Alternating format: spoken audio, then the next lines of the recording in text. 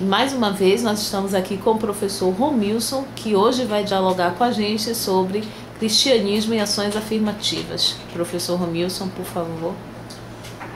Bom dia, gente. Bom dia, boa tarde, boa noite. Não sei muito bem, né, que hora isso vai passar, mas interessante a gente pensar um pouco, como a Lívia falou, sobre as relações possíveis entre religião e, mais especificamente, cristianismo e ações afirmativas.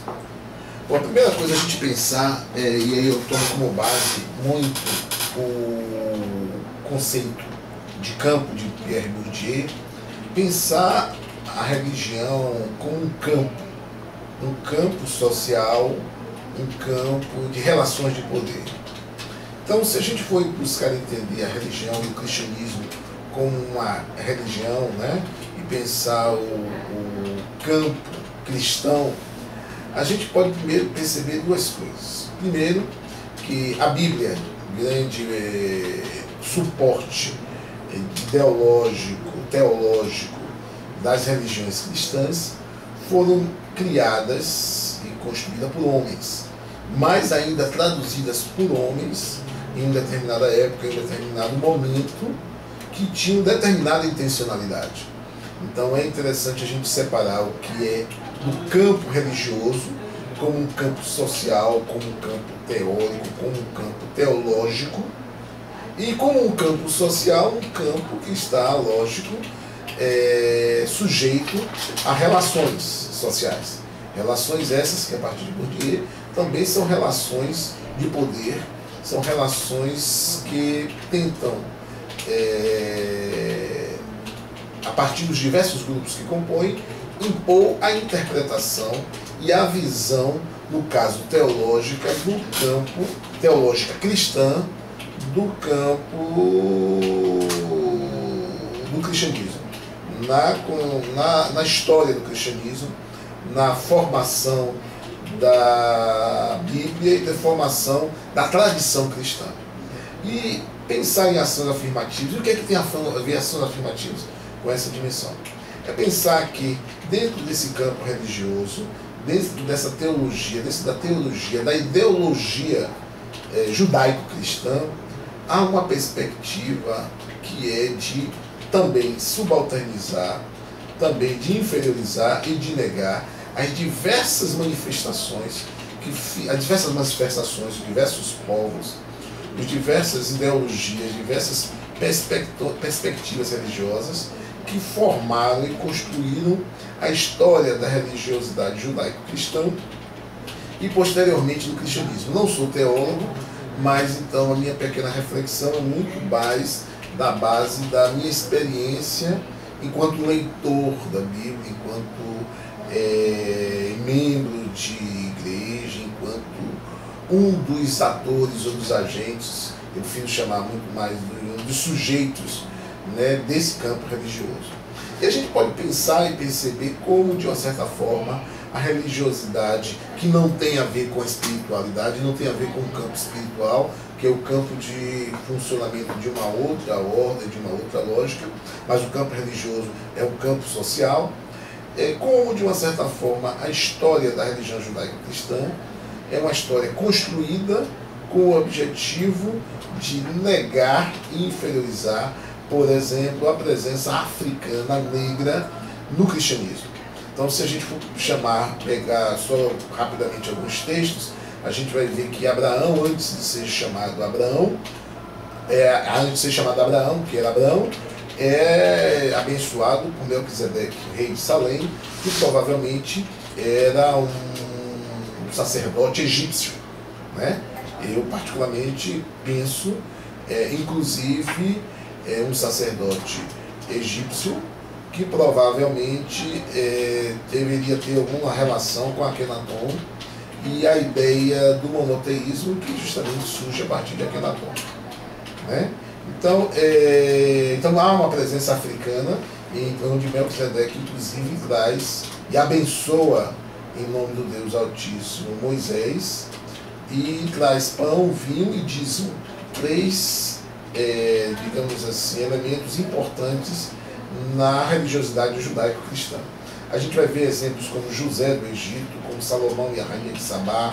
A gente vai pensar e perceber que no Antigo Testamento a presença egípcia, a presença dos povos africanos é muito forte na construção da história do povo, da religião judaico-cristã. Então, pensar em ações afirmativas e religiosidade é pensar e contemplar, né, e afirmar a presença africana na construção da religiosidade judaico-cristã, na liturgia, na forma de construir a sua relação com o mundo.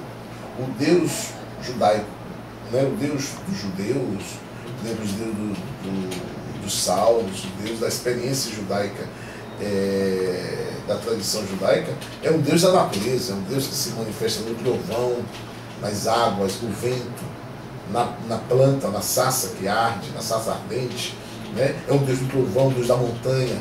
Então é uma religiosidade que está muito próxima, né, à forma como as religiões de matriz africana também trabalham a manifestação da divindade. Parece que a gente pode pensar a Bíblia com a forte presença da natureza, da relação com a natureza, né?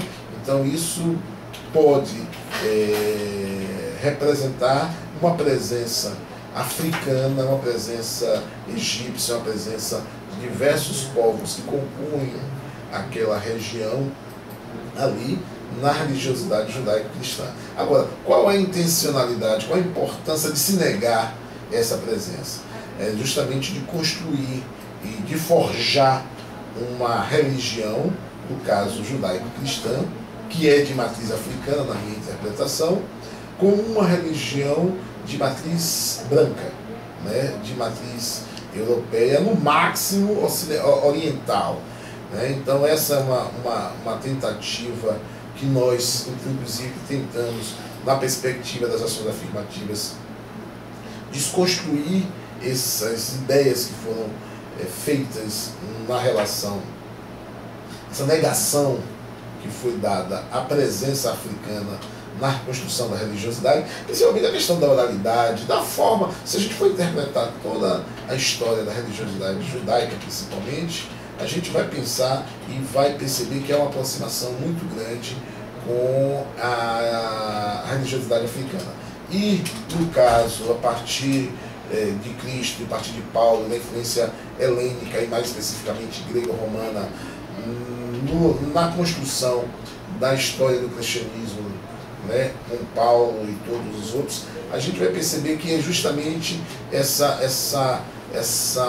conflito que existe entre Paulo, Pedro, Tiago, as igrejas e os movimentos que vão refletir justamente uma influência ocidental versus uma influência oriental, onde eu diria que a história então é construída com o objetivo de, no mínimo, negar a forte presença africana na construção da religião judaica e, mais presentemente, na religiosidade judaico-cristã. Então, para mim, o meu argumento é que a religiosidade judaico-cristã é uma religiosidade de matriz africana e o Estatuto das Ações Afirmativas no campo da religião, no meu entendimento, visa resgatar essa presença e rediscutir dogmas, princípios, né, conceitos de religiosidade, né, marcando a presença africana na construção do cristianismo.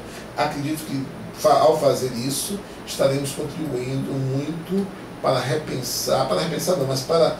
flexibilizar, né, os conceitos e as relações tensas que se dão entre as religiões cristãs e as religiões de matriz africana. Então, no campo das ações afirmativas, né, eu, inclusive, como coordenador de ações afirmativas, penso que é um diálogo que se inicia, né, em se reeducar, né, os conhecimentos religiosos que nós temos, se reeducar as relações religiosas a partir da compreensão que a religião judaico-cristã também é uma religião de matriz africana. Obrigado.